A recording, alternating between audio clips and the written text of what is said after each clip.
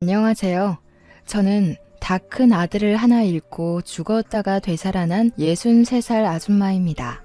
제가 말을 극단적으로 표현했다고 생각할지 모르겠어요. 하지만 죽었다 살아났다는 그 말이 제 상황에 꼭 알맞습니다. 제가 생각해도 그때 저는 그냥 죽은 채로 눈만 뜨고 있는 시체나 다름없었어요. 자식을 잃었다는 것만으로도 삶을 포기하기에 충분한 이유가 되기도 하잖아요. 저한테는 정말 자식이 재산이고 전부고 목숨이었는데 사랑하는 우리 아들을 잃었다는 건 호흡이 멎기 직전과 비슷한 고통이었어요. 어린 아들을 잃는 것도 당연히 괴롭고 죽을 것 같겠지만 다 키워놓은 아들이 실종되는 건 보기 드문 일이기도 하고 쌓아온 추억도 그만큼 많아서 정말 미치고 팔짝 뛸 노릇이더군요. 아직도 그날만 생각하면 심장이 벌렁거리고 눈물이 왈칵 나옵니다. 지금 이렇게 글을 쓰게 된 건 그날이 괴로울 만큼 여전히 힘들지만 저의 인생 전환기이기도 하기에 노력해서 추억으로 남겨보고자 찾게 되었어요. 그래도 다른 사람에게 제 이야기를 들려주고 소통한다면 제 인생의 터닝 포인트가 영원히 살아있을 것 같은 느낌이거든요. 사람은 정말 죽기 직전까지 눈을 감았다가 살아나면 그때부턴 일어설 일만 생긴다던데 제게 딱 그런 일들이 생겨버린 거예요.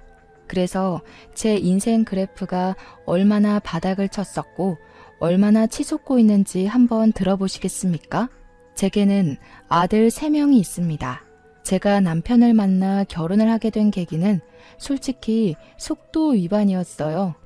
당시 남편을 미친 듯이 사랑해서 결혼을 했다기보단 제 나이 때는 이웃에 괜찮은 총각이 있으면 어른들이 알아서 자리를 만들어줬고 어른들 강요에 의해 대개 인연이 이루어졌던 시절이었습니다. 얼굴도 모르고 결혼하는 사람도 덜어 있었어요. 아마 남편도 저를 막 사랑하진 않았을 거라고 생각합니다. 그저 혈기왕성한 나이에 어여쁜 아가씨를 앞에 두고 있다 보니 호기심이 생겨 저를 만났을 거예요. 그렇게 만들어진 첫째는 저와 남편이 결혼을 해야 된다는 무의식적인 의미를 만들어 주었습니다. 결국 저와 남편을 묶어준 열쇠고리는 첫째 아들이었던 거죠. 그리고 첫째의 기쁨을 만끽하기도 전에 저는 또 둘째를 가졌고 그 뒤로 셋째까지 1년 주기로 연달아 아들을 낳았습니다. 아이를 원해서 낳았다기보단 생겨서 낳았다는 게 더 맞는 표현이었을 정도로 남편과 저는 그렇게 서로를 위한 편은 아니었어요. 대신 남편이 매사에 좀 성급하긴 했습니다. 애 갖고 싶어 안달난 사람처럼요. 저희는 사랑하지 않은 것 치고는 아이 3명을 낳을 때까진 남들 사는 것처럼 무난하게 살았어요. 아들이 아니었다면 그때 제 기억은 불행밖에 없었을 겁니다. 그렇다고 감정 없는 부부가 얼마나 오래 갔겠습니까?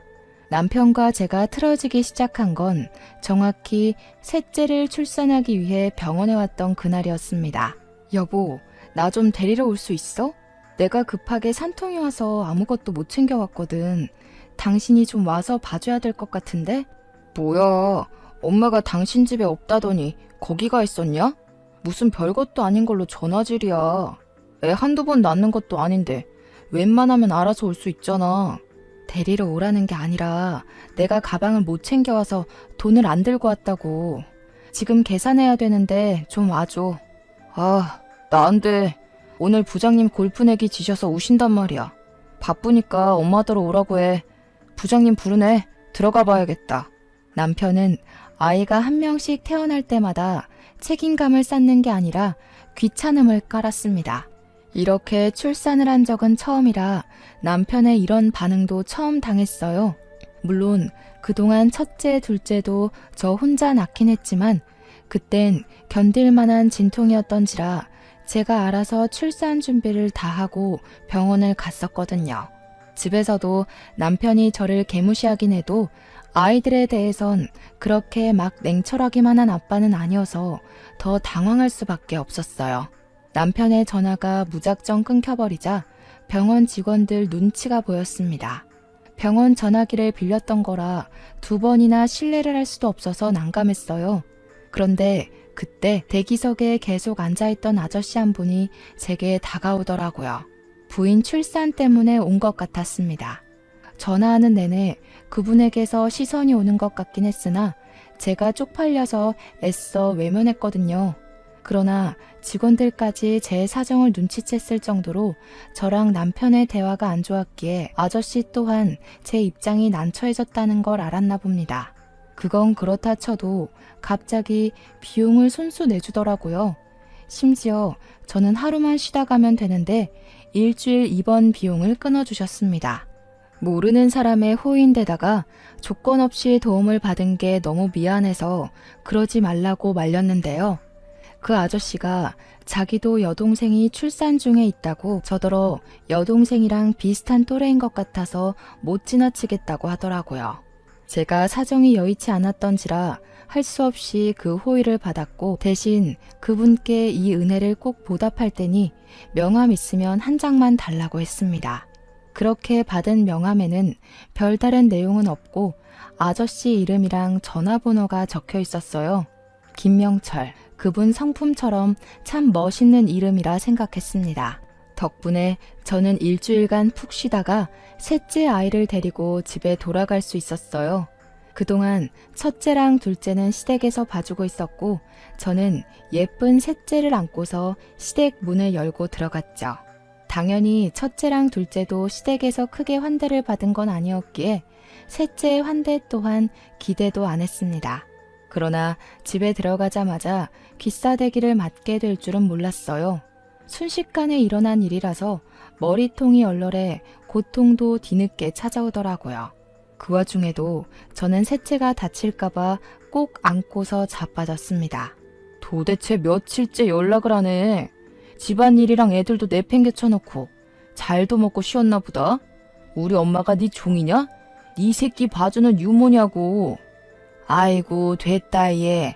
그냥 내버려 둬라. 어차피 조만간 쫓아낼 거 뭐하러 힘 빼. 괜히 몸 안 좋은데 짐 싸는 거나 좀 도와줘. 시모가 둘째를 안고 첫째에게 밥을 먹이면서 하는 소리에 저는 놀라서 움츠리고 있던 얼굴을 들었습니다. 그러자 한 대 더 날라온 손 때문에 저는 완전 신발장에 나뒹굴어 버렸어요. 거센 반동에 셋째가 울기 시작했지만 저는 일단 시모한테 그게 무슨 소리냐고 뭘 쫓아낸다는 거냐고 소리를 쳤습니다. 이 집에서 가장 쓸모없는 게 뭐겠니? 손자 3명이면 너한테 볼 일은 다 봤다. 우리 아들은 마침 괜찮은 집안 여자가 생겨서 거기랑 맺어주려고 하니까 너는 그만 네 갈 길 가봐라. 알고 보니 저와 남편은 어른들이 이어준 사이가 아니었어요. 저는 그냥 남편한테 던져진 놀이개였던 겁니다. 결혼하기 전부터 남편의 짝으로 시모가 점지한 여자가 있었는데 그 여자가 태생적으로 불임이라는 거예요. 그래서 대신 애를 낳아줄 제가 필요했다고 합니다. 청천벽력 같은 개소리에 저는 식겁해서 일단 우리 애들을 지키려 했어요. 필사적으로 남편을 밀치고 뛰어가 첫째랑 시모 품에 있는 둘째를 뺏으려고 악바리같이 덤볐습니다. 그러자 남편이 나서서 제 품에 있는 애들을 다 떼어내 저를 잡아 끌었어요. 제가 남자 힘을 어떻게 이기겠습니까? 그것도 저는 일주일 전 출산을 했던 여자인걸요. 남편의 힘에 속수무책 당하기만 하면서 저는 그대로 현관문 밖으로 쫓겨났습니다. 추운 날이었는데 맨발로 문 앞에 서서는 하루 종일 문을 두드리고 소리치다가 남들 잘 시간 되어서야 집으로 돌아갈 수 있었어요. 그리고 그날 밤 정말 많이 울었고 제 속에선 정말 많은 감정 변화가 있었습니다. 사람이 미치게 울고 나니까 원래 없던 도끼가 생기더라고요. 저랑 바꿔치기 될 여자가 올 때까지 시간이 좀 있었는데 저는 그 시간을 이용하기로 했어요. 우리 애들을 데리고 야반도주를 저지르게 된 겁니다. 떠나기 전 시모가 괘씸해서 시모 지갑에 있는 현금도 훔쳐서 달아났어요. 그렇게 발목이 나갈 것처럼 도망친 저는 터미널에서 아침까지 버스 시간을 기다리다가 저기 어디 산골 구석의 보육원으로 향했습니다. 그리곤 원장님을 만났어요. 죄송합니다, 원장님. 제발 부탁드릴게요. 면목 없지만 정말 굳은 일이라도 뭐든 할 테니 저희 좀 도와주세요. 가진 돈도 없어서 정말 갈 데가 없어요. 다행히도 보육원 원장님은 굉장히 곱상하고 좋은 사람이었습니다. 제가 무릎 꿇고 울면서 사정하는 걸 보곤 같이 무릎을 꿇어주면서 저를 먼저 다독여 주었어요. 정말 많이 힘들었겠어요. 원장님한테서 처음 들은 말은 그거였어요. 단순한 그 말이 저의 불안했던 마음을 전부 녹여주었습니다. 원장님은 생각보다 흔쾌히 저희를 받아주었고 저는 보육원에서 주방 일을 하며 돈을 벌 기회를 얻었습니다. 우리 애들도 같이 보육원 애들과 함께 어울려 키울 수 있게 되었어요. 셋째를 낳을 때도 제게 은인이 한 분 계셨는데 또 극한의 상황에서 제게 은인이 나타나니 아직 신은 존재할지 모른다는 생각이 들었습니다. 그런 말 있잖아요. 신은 딱 견딜 만큼의 고통만 주고 그 다음 보상을 내린다고요. 제가 제때제때 보상을 잘 받았던 것 같아요. 정말 평생 고마워해야 할 기억이라고 생각합니다. 하지만 한편으로 원망스럽기도 했던 건 보상이 주어지긴 하나 언제 또 고통을 내려줄지 모른다는 불안이 기다리고 있다는 거였어요. 그 불안은 시간이 얼마 지나지 않아 제게 또 닥치게 되는데요. 어느덧 애들이 쑥쑥 커서 첫째가 벌써 고등학교 입학을 해야 할 때가 왔어요. 그런데 여기 보육원이 고등학교 입학할 때가 되면 타지로 가야 된다고 하더라고요. 주위에 중학교는 분교처럼 있어도 고등학교는 자체가 없기 때문이었습니다. 할 수 없이 아이 학력을 위해서 저는 애를 타지로 보낼 수밖에 없었어요. 차마 기숙사 생활까진 시키기가 불안해서 저는 첫째에게 돈을 쥐어주며 버스 타고 통학할 수 있겠냐고 물었습니다. 첫째는 참 기특하고 효심이 깊은 아이예요. 제가 자신 때문에 불안해한다는 걸 알고 늘 제 마음이 편할 수 있도록 제 뜻에 따라 선뜻 나서주는 아이였습니다. 그러니 버스 타고 50분이나 걸리는 그 무리한 통학도 제 마음 생각해서 흔쾌히 수락해 주었죠. 아무래도 매일 눈앞에 보이던 아들이 하나 없으니까 걱정이 엄청 되더라고요.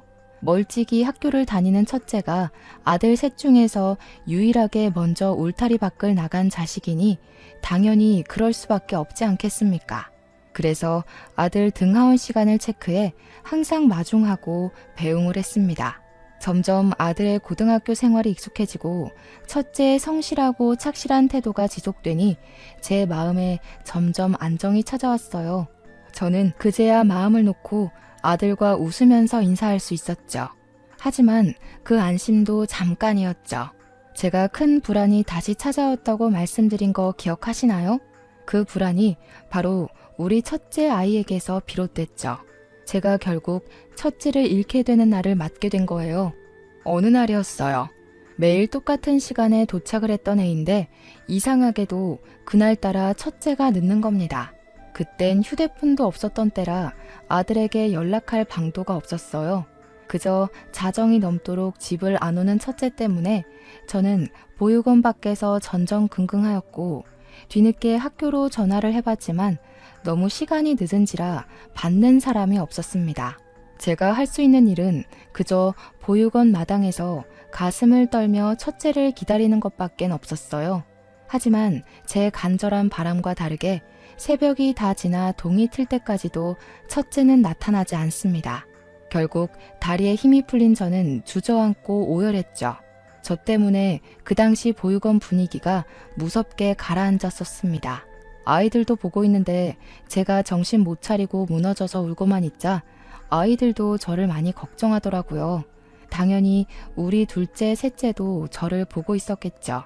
나중에는 애들도 제게 슬금슬금 다가와서는 큰형 잃어버렸냐고 울먹이면서 말을 하는데 저는 그저 어떡하면 좋겠냐고 우는 것 말고는 애들한테 안심을 주진 못했습니다. 원장님이 우리 첫째를 실종 신고해주고 나서 그 뒤로 위로를 해줬지만 이미 아들을 잃고 미쳐버린 제겐 그 어떤 따뜻한 말도 들리지 않았습니다.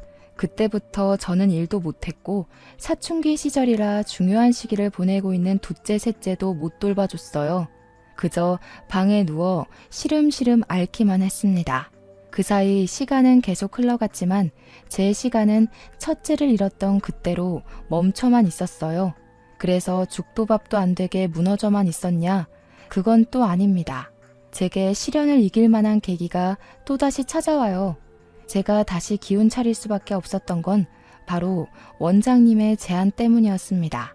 내가 한 선생을 얼마나 믿는지 알지? 아직도 한 선생이 내게 찾아준 걸 너무 고맙게 생각하고 있어. 나 여기 보육원 30대 때부터 시작해서 정말 아끼며 키워온 거야. 그래서 물려줄 때도 내가 아끼는 사람한테 주고 싶다고 생각하고 있었거든. 나한테는 한 선생이 그런 사람이야. 그러니 이걸 한 선생이 이어서 받아줬으면 좋겠는데 저는 그동안 원장님 권유로 사회복지 1급 자격증, 아동 관련 자격증 등등을 공부해서 자격증을 소지하고 있었고 원장님 말대로 혹시 어디 가서라도 경제 생활에 문제 없도록 앞날을 대비해 놨었습니다. 그게 원장님의 조언이었고 뭘 잘 모르는 제게 알려주신 살아가는 방법들이었어요. 그런데 알고 보니 그게 그런 뜻이 아니었더라고요. 원장님이 제게 자기 자리를 내주려고 그동안 저를 준비시켰던 거였어요. 그리고 저는 그 제안을 받은 날 원장님에게 시간이 얼마 없다는 것까지 듣게 되었습니다. 원장님한테 차를 대접받으면서 들은 건데 원장님은 나이 때문에 병이 찾아와 암에 걸리셨다고 했어요. 이미 손쓸 수 없는 말기여서 항암 치료는 포기했고 다음 주에 호스피스 병원에 입원을 한다고 합니다.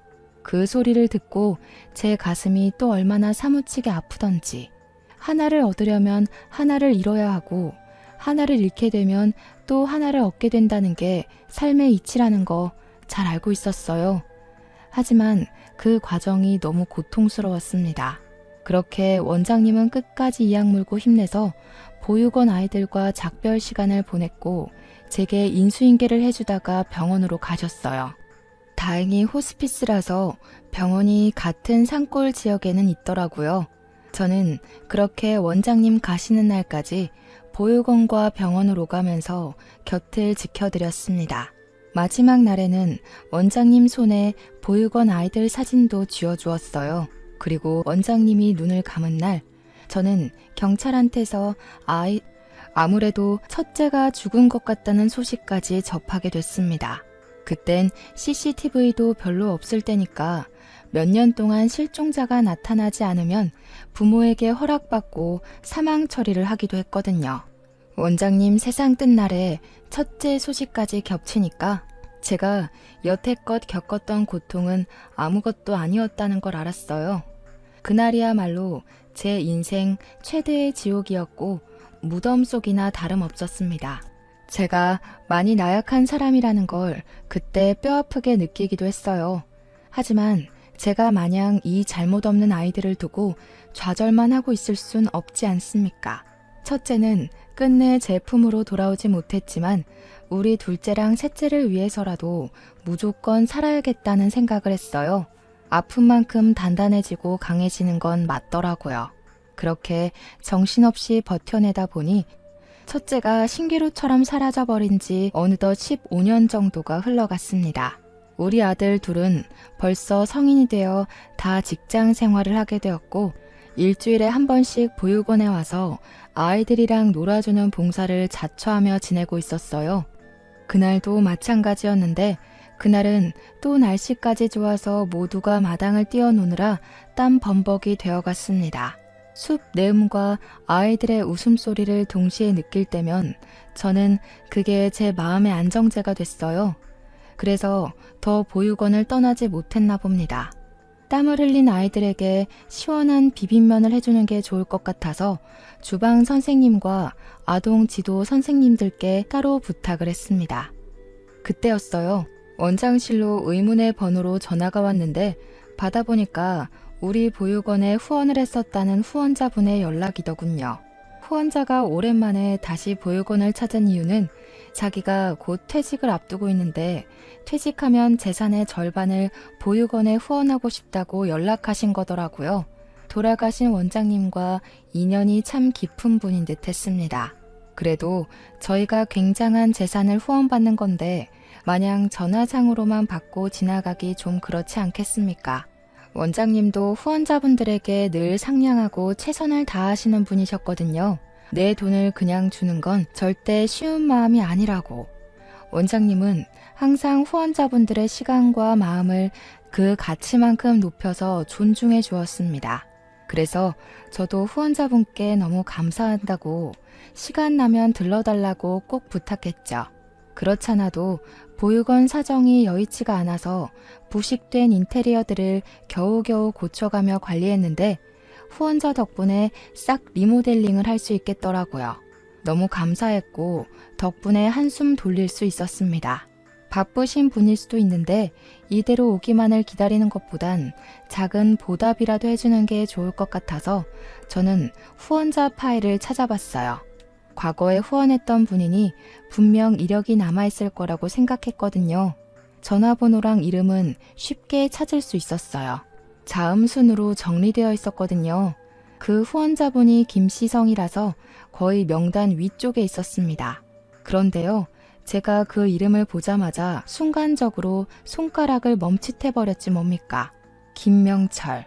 분명 제가 확인한 전화번호의 이름이 그렇게 적혀 있었습니다. 이분 이름은 절대 잊지 못했어요. 제게 첫 번째 은인이니까요. 한데 왜 이분 이름이 여기에 있는 건지, 동명이인인 걸까? 그렇게 생각하고 있는 순간이었습니다. 그때 제 아들 둘이서 다급하게 엄마 하고 소리를 치며 들이닥쳤어요. 너무 성급한 목소리길래 혹시 우리 원 애들이라도 다친 줄 알고 놀라서 얼른 나가보았습니다. 큰형 이름으로 편지가 날라왔어. 방금 우체국 아저씨가 주고 가셨는데 보내는 이에는 형 이름만 적혀있고 받는 사람이 엄마야. 애들 말을 듣는데 순간적으로 심장이 쿵 내려앉았습니다. 편지를 들고 있던 막내가 저를 걱정하면서 그것을 내밀었는데요. 떨리는 손으로 그 편지를 받아보니 봉투에는 정말로 우리 첫째 아이 이름이 적혀 있더라고요. 그런데요, 저는 그게 전혀 애타지가 않았습니다. 오히려 그걸 보자마자 우라가 치밀었어요. 제 아들은 이미 죽어서 제가 따로 장례도 조촐하게 치렀고 15년째 제사도 지내고 있었습니다. 차마 사망 신고는 못했지만 그렇게 아들을 천천히 보내주다가 제가 과거처럼 아들을 웃으면서 배웅해 줄 수 있을 때 그때 사망 신고를 하려고 계속 미루고 있었어요. 그러니까 제 말은 첫째 이름으로 날라온 이 편지는 거짓이라는 겁니다. 그 순간 잠자고 있던 저의 슬픔이 가슴 속부터 끌어올랐어요. 누군가 제 아들의 죽음으로 장난질을 했다는 생각에 화가 나서 그 편지를 다 찢어 발겼습니다. 어떤 놈들이 남의 속 뒤집어 놓으려고 수작을 부리는 거야. 왜 내 아들을 2번 죽여? 왜 겨우 이악 물고 살아가고 있는 나를 건드리냐고. 제발 나 좀 내버려둬 좀. 저는 울분을 토하면서 편지를 다 찢어버리고 그대로 주저앉아 무릎에 얼굴을 묻었습니다. 첫째를 잃은 슬픔은 세월이 지났다고 해서 반쪽이 되지는 않더라고요. 그냥 일렁이지 않고 잠자고 있을 뿐인 거였어요. 그러니 제가 또 금세 이렇게 미어지는 심장을 움켜쥐고 운 거 아니겠습니까? 그렇게 또 반 정신 나간 상태로 일주일을 지새며 그 장난 편지를 겨우 기억 속 저편으로 묻어갔어요. 그런데 도대체 저한테 왜 이러는 건지 똑같은 편지가 또 날라온 겁니다. 미쳐버리는 줄 알았습니다. 당장 그 사람을 찾아내 숨통을 끊어버리고 싶은 분노까지 차올랐어요. 그래서 이번에는 경찰까지 신고해서 장난질하는 사람의 정체를 찾을까 했지만 둘째가 제게 편지를 주기 전에 먼저 뜯어서 읽어보더니 엉뚱한 말을 하는 바람에 모든 생각을 잊었습니다. 엄마, 나도 말도 안 되는 소리란 거 아는데 이거 아무래도 형 글씨체 맞는 것 같아. 내가 형한테 과외받아서 형 글씨 제일 잘 알잖아. 혹시 형 안 죽은 게 아닐까? 형 시신도 어디 있는지 모르고 사실 죽은 게 아니라 행방불명인 거잖아. 너까지 왜 이래? 엄마가 얼마나 힘들게 지내왔는지 몰라서 그런 소리를 해? 너희까지 이러면 엄마 진짜 숨 못 쉬어. 제발 엄마 좀 도와줘, 응? 제가 아무리 호소를 하여도 아들 둘은 편지 뜯어보는 데만 정신이 팔려 있었습니다. 평소 제 말에는 귀를 쫑긋 세우며 잘 들어주던 아들들인데 그날만큼은 제 말을 아예 들은 채를 안 했어요. 그러면서 아까 했던 말, 첫째 필기체 같단 소리만 계속 반복하길래 더 이상 못 보겠어서 저는 애들한테 아예 돌아서 버렸습니다. 너무 슬퍼서 머리까지 터질 지경으로 아팠으니까요.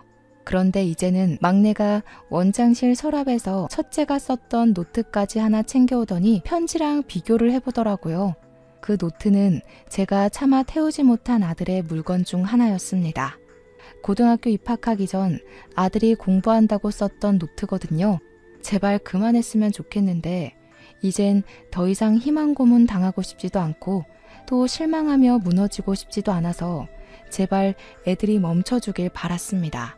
하지만 그때 아들 둘이서 노트랑 편지를 비교하다가 큰 함성을 내지르며 유난을 떨길래 다시 한번 쳐다봤어요. 애들이 이것 좀 보라면서 제 앞으로 내밀었는데 애들 말대로 정말 편지랑 노트의 글씨체가 똑같은 거 아니겠어요? 편지가 약간 더 정숙한 느낌은 났지만 동그라미를 뻗치게 쓰는 모양새가 정말 복사본처럼 그대로더라고요.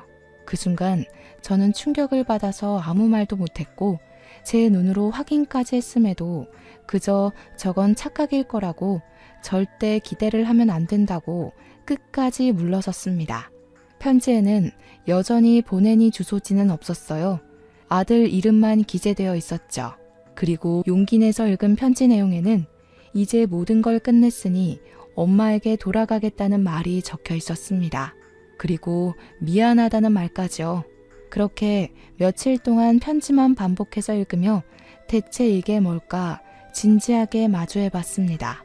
그리곤 저에게 정말 믿을 수 없는 기상천외의 일이 발생하고 말아요. 잠깐 지도 선생님들이 맡겨놓고 간 아동일지를 정리 중이었는데요. 순간 어디서 엄마 하는 소리가 어디서 들리는 겁니다. 제 몸의 온 세포가 반응할 만큼 익숙한 우리 아들의 목소리였지만 당연히 제가 착각한 거라고 생각했어요. 오늘 우리 둘째랑 셋째가 왔던가? 아, 오늘 안 온다고 했지. 그저 이 정도의 생각만 하고 그쳤습니다. 그런데 다시 한 번 더 엄마 소리가 들리더라고요. 처음은 한청이라 생각하고 넘길 수 있었지만 두 번째로 들리는 목소리는 확인도 하기 전에 제 눈물샘을 자극했습니다. 돌아보지도 못한 저는 들고 있던 볼펜을 떨구었어요. 엄마, 저 창민이에요.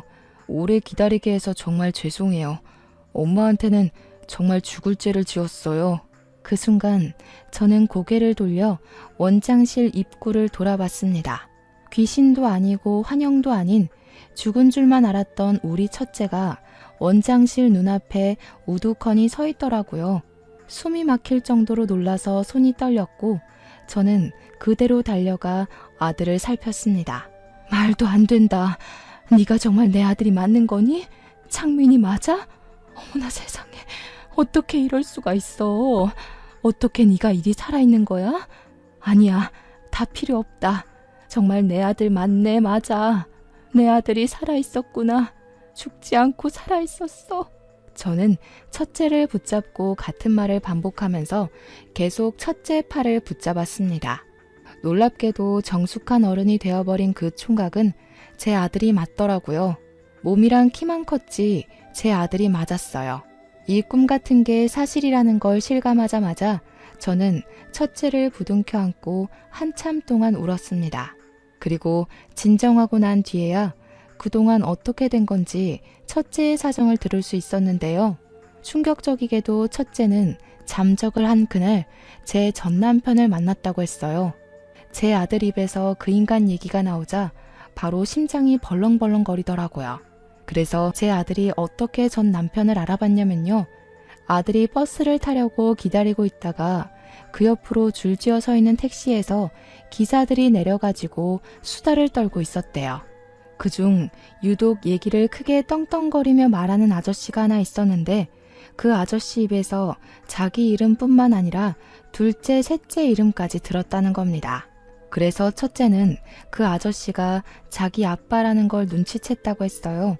뜻밖인 곳에서 아빠를 만나게 된 것만으로 당황스러웠는데 그 아저씨가 함부로 얘기를 짓거리는 내용 때문에 화가 나서 생전 처음 누군가를 죽이고 싶다는 생각을 했을 정도로 분노가 차올랐답니다. 그러니까 그 내용이 전부 제 이야기였대요. 전 남편이 저를 완전 놀이개 장난감식으로 동네방네 떠들면서 저를 버렸다고 자랑처럼 짓거리길래 아들이 자처해서 전 남편에게 다가갔다고 했어요. 당황하는 전 남편에게 아들은 자신의 신분을 밝혔고 못 믿겠으면 친자 검사하겠다고 해서 같이 유전자 검사까지 받으러 갔다는 거 아니겠습니까? 그리고는 그 집에 스스로 기어들어가는 바람에 보육원으로 돌아오지 못했던 거라고 했습니다. 도대체 왜 그랬어? 네 잘못이 아닌데 왜 네가 엄마를 대신해서 그 썩을 놈 집에 기어들어가? 엄마는 그게 더 가슴 아픈 건 몰라? 그러다 너까지 그놈 때문에 잘못되면 엄마 그땐 진짜 어떻게 살라고? 미안해 엄마. 나도 정신 차리고 보니까 내가 친자 검사를 하고 있더라. 너무 화가 나서 견딜 수가 없었어. 엄마가 우리 지켜내면서 사느라 얼마나 고생했는지 아는데 그 새끼는 엄마 욕하면서 엄마더러 어디 가서 굶어 죽었을 거라고 깔깔대잖아. 첫째는 제 과거를 자세히 알게 된 것도 참을 수 없었고 상상 이상으로 쓰레기인 친부 인격에 화가 치밀어서 복수하고 싶었다고 했습니다. 자기 본능대로 움직였더니 그 집에 제 발로 들어가는 상황까지 갔다고 해요. 그렇게 해서라도 친부를 망가뜨리고 싶었답니다. 거기에 신경 쓰면서 시간을 보냈다 보니 세월을 인지하지 못한 채 15년이 지나버렸다고 했어요. 그러면서 제 생각이 나긴 했다고 하는데도 저한테 연락을 못했던 건 괜히 제가 걱정할 걸 아니까 또 자기를 어떻게든 구하러 찾아올 걸 아니까 그냥 보고 싶은 거 참으면서 안 했대요. 대체 네가 무슨 힘이 있다고 그런 충동적인 짓을 저질렀어. 젊은 나이에 큰일이라도 나면 어쩌려고. 네 동생들도 네가 죽은 줄로만 알고 얼마나 방황했는데. 당연히 혼자 한 거 아니야. 엄마 말대로 내가 어렸는데 어떻게 그 악질 어른들을 해치웠겠어. 능력도 없고 돈도 없는 학생일 뿐이었는데. 그래서 고맙게도 내가 잘 해낼 수 있도록 도와준 분이 계셔.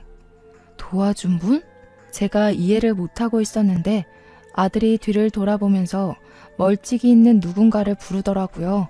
선생님 하고 부르길래 아들 뒤편을 내다보니까 보육원 내부를 구경하면서 다가오는 남자가 하나 있었습니다. 근데 진짜 놀랍게도 그가 누군지는 물을 필요도 없는 사람이었어요. 저는 그 사람을 단번에 알아볼 수 있었습니다. 그 사람은 바로 우리 셋째를 낳은 날 산부인과 비용을 친히 지불해준 아저씨였거든요.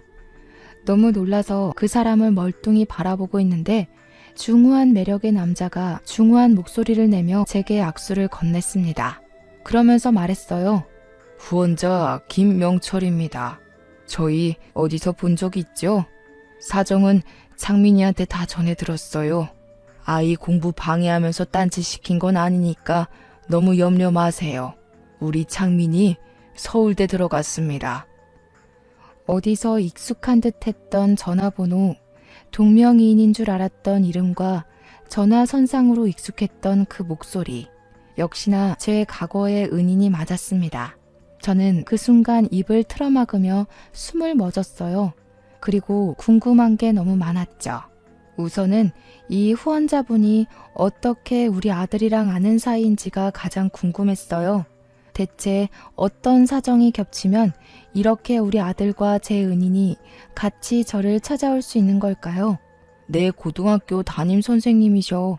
엄마랑 아는 사이인 줄은 몰랐는데 진짜 기가 막힌 인연이다.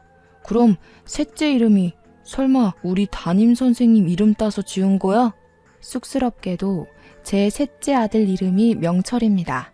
저를 살린 건 우리 애를 살린 거나 마찬가지라고 생각해서 당시 가장 어려웠던 순간 제게 빛이 되어준 은인의 이름과 똑같이 지었어요.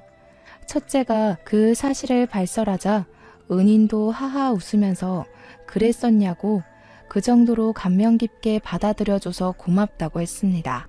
어쨌든 첫째의 말은 전 남편을 따라 이적했던 고등학교에서 은인을 담임으로 만났다고 했어요. 몰랐는데 우리 아들은 전 남편 강요 때문에 이름을 바꾸며 생활했더라고요. 그래서 경찰 측에서도 못 찾았던 것 같습니다. 은인이 우리 첫째의 고3 담임을 맡으면서 둘의 인연은 시작되었다고 했는데요. 진로 상담을 위해서 1대1 상담을 하는 게 고3 원칙인데 거기서 이런저런 얘기를 하다가 첫째가 보육원에서 자란 얘기를 해줬고 과거에 같은 보육원으로 후원한 적 있었던 은희는 우리 아들을 더 친숙하게 대하기 시작했답니다. 그 때문에 은인에 대한 신뢰가 올라간 아들이 제 사정과 전 남편 사정까지 은인한테 토로했대요. 그러면서 대학을 포기하겠다고 했는데 은인이 곰곰이 생각하다가 일단 대학은 가라고 하면서 그 뒷일은 자기가 도와준다고 했답니다. 담임 선생님으로서 자기 제자가 공부를 포기하고 집안의 복수를 나설 거라는 짓을 가만두고 볼 수가 없었대요. 그 은인이 후원까지 할 정도면 돈이 많다고는 생각했지만 정말 많은 사람인 줄은 상상도 못했습니다. 그런 사람을 본 적이 없거든요. 은인의 재력은 학교에서도 유명해서 학생들한테 일명 갑부 선생님으로 불리는 사람이라고 불린대요. 그래서 우리 보육원뿐만 아니라 여기저기 후원이랑 기부도 많이 하는 사람이라고 했습니다. 그리고 은희는 우리 아들 담임 선생님을 마지막으로 나이 때문에 퇴직을 했다고 했습니다. 그렇게 퇴직을 하여 아들이랑 자기 같이 인맥을 총동원해서 전 남편에게 보증 사기를 쳤다고 했어요. 그래서 순식간에 전 남편 부부를 빚쟁이로 만들었다고 합니다. 갚을 능력 없는 전 남편과 상간녀는 어쩔 수 없이 살기 위해 사채를 쓸 수밖에 없었고 살려고 발버둥 칠수록 더 빚더미에 빠져나올 수 없게 만들었다고 했어요. 집도 잃고 거짓골로 1년이나 사채빚에 쫓기다가 결국 역 주변에서 노숙을 하고 있다고 했습니다. 그것만으로도 충분히 충격이었는데요. 첫째랑 은인이 마지막으로 제게 묻는 말이 저를 사시나무 떨듯 놀라게 만들었어요. 엄마한테 그 새끼 쫄딱 망한 거 보여주고 싶었어. 엄마 보여주려고 결국 이렇게까지 온 거야. 엄마만 괜찮다면 그 새끼들 꼴이 어떤지 구경 갈래? 저는 정말 많이 고민이 되었어요. 무섭기도 하고 트라우마 때문에 심장이 쿵쿵거리기도 했는데요. 그래도 과거에 제 뺨을 치면서 그렇게 떵떵거리던 얼굴이 어떻게 망가졌나 보고 싶더라고요. 결국 저는 따라가는 걸 택했고 가는 동안에도 수없이 돌아갈지 말지를 고민했습니다. 하지만 고민만 하다 보니 금세 역에 도착하더라고요. 은인이 안내해주는 대로 조심스레 따라갔는데 그곳에는 정말 벌레 꼬이게 생긴 두 연놈들이 고개를 쳐박고서 사람들 돈을 구걸하고 있었습니다. 꾀지지한 차림새를 보면 자칫 전 남편인지 잘 못 알아보겠는데 전 남편이 신고 있는 슬리퍼를 보니까 알겠더라고요. 그 슬리퍼 신은 발에 제가 차인 적이 있었거든요. 와, 근데 정말 전 남편을 저렇게 보니까 과거의 모습 온데간데 없고 완전히 다른 사람처럼 보였습니다. 가까이 다가가니 생각보다 훨씬 더 가관이기도 했고요. 한 푼만 줍쇼. 4일 동안 아무것도 못 먹었습니다. 불쌍하게 생각해 주시고 제발 단돈 100원이라도 던져주세요. 전 남편이 제 발 아래를 기면서 바구니만 달달 들고 있길래 저는 잠자코 지켜보다가 지갑에서 10,000원짜리 한 장을 꺼내줬어요. 그러니까 상간녀랑 둘이서 아주 좋아 죽더라고요. 그러면서 전 남편이 너무 고맙다고 고개를 쳐들자 그 순간 저와 눈이 마주쳤습니다. 전 남편이 저를 단번에 알아보더라고요. 바로 깜짝 놀라면서 허리를 바짝 세우는 거 아니겠습니까? 옆에 상간녀는 당연히 저를 몰랐겠지만 제 남편이 여보 하는 바람에 제가 전 남편의 전처라는 걸 눈치챘을 겁니다. 제 자리를 꿰차고 들어간 년의 낯짝이 어떻게 생겨먹었는지는 그날 처음 봤어요. 똑똑히 기억하려고요. 저 상간녀 덕분에 제가 그 시궁창에서 벗어날 수 있었던 거니까요. 고작 이따위로 살 거면서 나한테 그렇게 큰 소리 쳤던 거야? 밥 몇 개 안 차려줬다고 나를 그렇게 갈구던 패기는 다 어디 갔대? 커봐라. 형편없는 부모 밑에서 큰 새끼들이 다 이 모양 이 꼴이 되는 거야. 당신은 옛날보다 지금 이 더러운 꼬락서니가 딱 잘 어울리네. 자리 잘 잡았다. 꼬락서니하고는 내가 네 욕을 하루 종일 해도 부족해. 아휴, 도대체 어떻게 된 거야? 당신 목돈 없는 빈털터리 사람이었잖아. 내가 생활비도 준 적이 없는데 대체 왜 멀쩡해? 진작에 굶어 죽었을 줄 알았는데. 설마 너 우리 집 돈 훔쳤냐? 어쩐지 찝찝하다 했어. 내가 너한테 받을 게 있는 것 같은데. 그래, 먼 눈에는 뭐만 보인다고. 돈 없으면 사채 끌어다 쓰는 것밖에 못하는 너랑은 내가 좀 다르거든. 나한테 받을 게 있는 건 기억하고 있나 봐? 나는 잠깐 잊고 있었는데. 고맙게도 너 때문에 갚을 게 생각났네. 저는 과거에 전 남편에게 귀싸대기 맞았던 기억을 떠올려 첫째가 들고 있던 걸 받아 쓰레기 봉투로 전 남편 귀싸대기를 날려버렸습니다. 우리 보육원에서 챙겨온 애들 기저귀 뭉치였기 때문에 제법 무게가 있었을 거예요. 그러니 4일 동안 먹은 것 없다는 전 남편이 바로 상간녀 쪽으로 쓰러져 버리더라고요. 한 명한테만 선물을 주면 옆에 있는 사람이 서운해하지 않겠습니까? 전 남편에게 똥기저귀 다 던져준 뒤 상간녀한테는 검은 봉지 하나 날려주었어요. 이런 쓰레기 같은 남자 옆에 붙어 있으려면 그 정도 가방은 들어야 어울리겠네요. 축하드려요. 남자 잘못 만나서 쓰레기꼴 난 거 뭐 끼리끼리겠지만 서로 사랑할 테니 눈물겹게 이겨내 보세요. 참, 어떤 사람이 짜장면 먹다 남은 거 저기 금연구역에 갖다 버리던데 살고 싶으면 그거라도 주워 먹던죠. 저는 더 이상 그 자리를 버티지 못하고 급하게 돌아섰습니다. 제가 나름 당당하게 그들 앞에서 떵떵거렸다고 하지만 사실 과거 트라우마 때문에 전 남편 존재가 여전히 무섭긴 했거든요. 그래도 제 곁을 지켜주는 은인과 우리 첫째가 있어서 그나마 그만큼의 용기를 낼 수 있었던 겁니다. 무사히 보육원으로 돌아온 저는 모든 걸 다 얻은 기분이었어요. 진심으로 걱정 없이 웃어본 게 얼마만인가 싶더라고요. 그런 적이 있긴 했나 싶었고요. 첫째를 찾았다는 소식을 제가 둘째, 셋째한테 보냈었는데 마침 애들도 먼저 와서 기다리고 있었습니다. 아들들은 가족 상봉을 하면서 부둥켜 안고 울었고 저는 다시 한 번 더 은인에게 감사 인사를 표했어요. 그리고 이건 의외의 인연이 되어버린 건데요. 제가 현재 은인인 분이랑 좋은 만남을 가지고 있습니다. 은인이 그날 이후로 보육원에 매일 찾아왔거든요. 말은 퇴직해서 할 게 없으니 애들한테 봉사하겠다는 핑계로 왔는데 정작 원장실에만 앉아서 저랑 자꾸 대화하려고 하는 게 아니겠습니까? 그래서 제가 단도직입적으로 나한테 관심 있냐고 물었더니 당황하더라고요. 그러면서 어떻게 알았냐고 티가 나냐고 하는 거 있죠? 원장일 하면서 애들 표정이나 몸짓 보고 마음 해석하며 살아온 지 수십 년이 되었는데 제가 그런 은인의 표정 하나 해석을 못할까요? 은인은 들킨 김에 제게 완전 고백을 해버리더군요. 아직 제게 연애는 조금 낯설지만 그래도 고맙게 찾아온 이 인연을 내치우고 싶진 않았습니다. 그래서 만났고 당연하게도 은희는 전 남편과 완전히 다르게 다정하고 따뜻해서 좋아요. 제가 가치 있는 사람이라는 걸 늘 증명해 주시거든요. 그래서 저는 아직까진 더 이상의 난관 없이 무탈하게 지내고 있습니다.